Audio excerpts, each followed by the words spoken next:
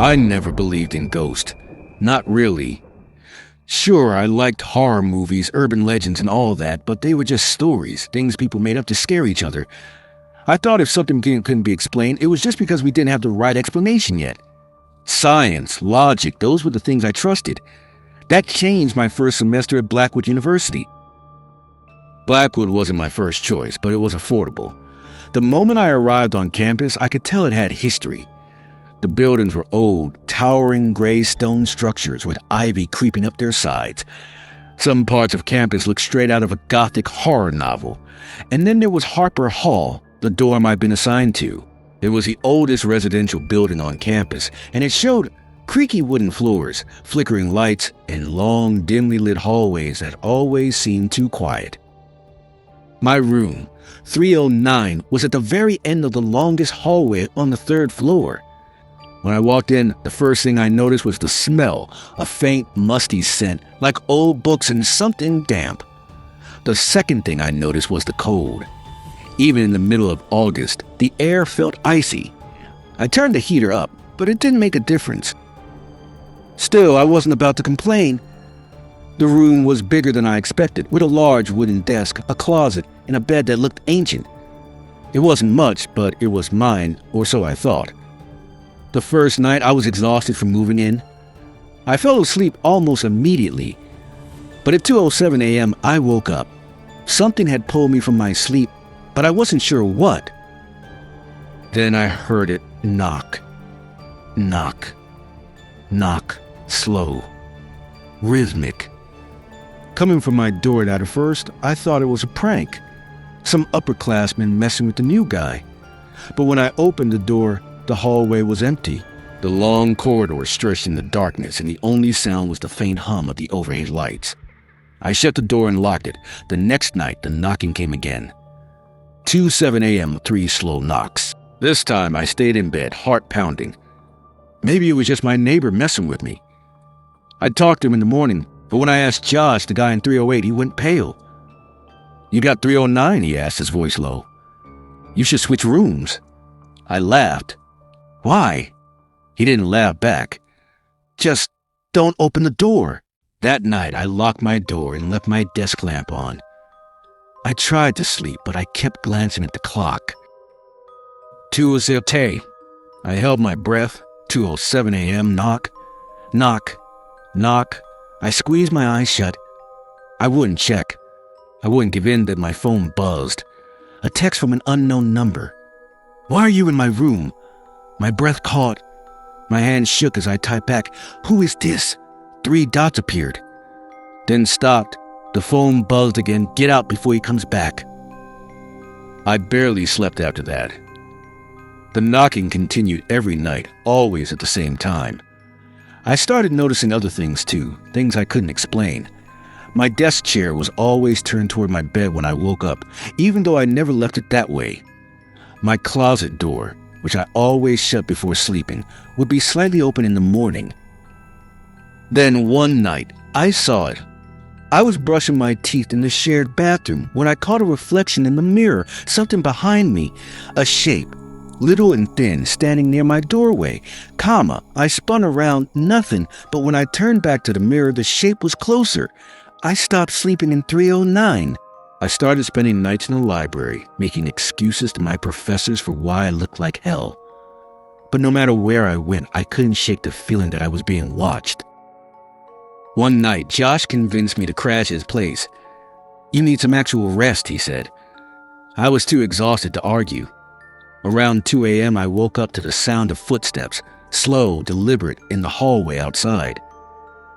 Then the knocks, 2:07 a.m., 3 slow knocks on Josh's door. We stared at each other. "You told me it only happens in 309, I whispered. Josh swallowed hard. "It does." Then from inside the room, knock, knock, knock. From inside the closet, I was done. I begged the housing office to let me switch dorms. They finally agreed, but I had to stay in 309-1 last night before they processed my transfer. That night, I barricaded the door with my desk. I sat on my bed, clutching a flashlight, waiting 2:07 a.m. Knock, knock, Knock. The air turned icy. My breath came out in mist. Then my phone lit up, dialed a new message from the unknown number. Don't open the door. My stomach twisted. I wasn't going to. I wasn't. Knock. Knock. Knock. From inside my closet. My body went rigid. The knocking came again, louder, more urgent. I couldn't move, couldn't breathe. Then the closet door creaked open. A shape emerged. Tall, unnaturally thin. Arms too long. Head tilted as if studying me. I blacked out. I woke up the next morning on the floor. My desk was still against the door. My closet was closed. Had I dreamed it? I didn't stay to find out. I moved to a different dorm that day. No one argued, but even now, months later, I wake up at 2:07 a.m., heart pounding. And sometimes when everything is quiet, I still hear it. I was never the type to believe in ghost stories. I came to college expecting sleepless nights fueled by caffeine and stress, not by something lurking in the shadows of my dorm room. But now as I sit in the cold glow of my laptop screen, I can't ignore the fact that something is watching me. It started small. My roommate Josh would wake up to find his phone moved from the nightstand to the floor. Then my textbooks began shifting positions, little things I'd brushed off as exhaustion messing with my memory. But one night something happened that I couldn't explain away. Josh had gone home for the weekend, leaving me alone in our tiny dorm. I stayed up late, headphones in, drowning in an essay that was due on Monday. Around 2 a.m., I pulled my earbuds out for a break, and that's when I heard it, the unmistakable sound of breathing. Deep, slow, and deliberate. I froze. The room was dimly lit by my desk lamp, and as my eyes adjusted, I swore I saw movement near Josh's bed. The air felt heavier, charged with something unseen but undeniably there. I grabbed my phone and turned on the flashlight, sweeping it across the room. Nothing. Just the empty bed, the same cluttered desk, and my pile of laundry. My rational mind told me I was imagining things. Then I heard the whisper. It was barely audible, like wind pushing through a cracked window, except the window was closed. My breath hitched in my throat as I strained to listen. A soft, shuffling noise followed, the sound of feet dragging across the carpet. I spun around, expecting to see someone standing there, but all I found was my reflection in the mirror above my dresser, my wide, terrified eyes staring back at me. Sleep deprivation, I told myself. I needed sleep. The next morning, I woke up feeling uneasy, but I pushed it aside. Maybe my brain was just playing tricks on me. But when Josh returned on Sunday night, his face was pale and his hands were shaking. He looked at me and said, "Dude, something's wrong with this room." I swallowed hard. "What do you mean?" Josh dropped his duffel bag and ran a hand through his hair. "I had a dream last night. About this room." He hesitated, then continued, "In my dream, I woke up and saw you sleepwalking. But it wasn't you. It was something that looked like you, standing by my bed, just staring." A chill ran down my spine. I wanted to laugh it off, but my throat was too dry. "That's weird," I muttered. Josh nodded, his expression tight. "When I woke up this morning, I had this weird urge to come back early, like something was calling me back." Neither of us said much after that. But that night, as we both lay in our respective beds, the breathing returned. Slow, heavy. This time we both heard it. Josh grabbed his phone and we both stared at the screen as he opened his camera. He flipped it to selfie mode and aimed it at the mirror. A figure stood behind us. Tall, gaunt, its mouth stretched too wide, its eyes black pits of nothingness. Watching. Before we could even react, the screen went black and the breathing stopped. Josh and I moved out the next day, but leaving wasn't as simple as we thought. The dorm had its grip on us. That night, we crashed at a friend's off-campus apartment, relieved to be away. But around 3 a.m., Josh bolted upright in bed, gasping for air. His eyes darted around, wild with fear. "It's here," he choked out. I felt the air shift. A pressure built in my chest like I was being crushed under an unseen weight. My ears rang, and in the dim light, the shadows in the corners seemed to stretch toward us. Then I heard it again, the slow, deliberate breathing. But this time, it wasn't coming from the dorm. It was in the room with us. My stomach lurched. I scrambled for the lamp, flicking it on. The light cast deep shadows, and for a moment, I swore I saw something slip under Josh's bed.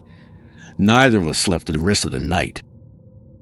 The next day, desperate for answers, we visited the campus library. Josh dug through old records while I searched online archives. That's when we found it, an article from 1978. It detailed a string of disappearances from our dorm, all students who had reported seeing something watching them before they vanished without a trace. The school had covered it up, calling it unexplained circumstances. The last case? Room 306. Our room. Panic clawed at my throat. Josh, we have to go back. He looked at me like I was insane, but I knew this thing wasn't going to let us go unless we ended it. So that night, armed with nothing but sheer terror and a burning need for answers, we returned. The dorm was eerily silent. Our footsteps echoed in the empty hall. The door to our room creaked open on its own. The air inside was ice cold, suffocating. I gripped my phone, flashlight on, scanning the room. Then the door slammed shut behind us. Josh screamed as something unseen yanked him off his feet, dragging him toward the mirror. His reflection twisted, distorting like a warped image on an old TV. I lunged forward, grabbing his arms, pulling him back with everything I had. The thing in the mirror had no face, just black, gaping nothingness. It reached out, skeletal fingers clawing at Josh's shoulders. He let out a strangled cry. Help me! With a final yank, I pulled him free. The mirror shattered. The air in the room exploded outward, sending us both crashing to the floor. Then, silence. We never spoke about what we saw. We never went back. The school assigned us a new dorm without question, as if they knew. But sometimes, in the dead of night, I still hear it, the breathing.